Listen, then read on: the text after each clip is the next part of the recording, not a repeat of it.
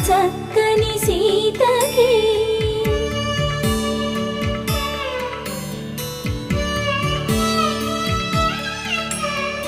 ఎర్ర జాబిలి చేయి రాముడేడని అడుగుతుంటే చూడలేదని పెదవి చెప్పే చెప్పలేమని కనులు చెప్పే నల్ల పూస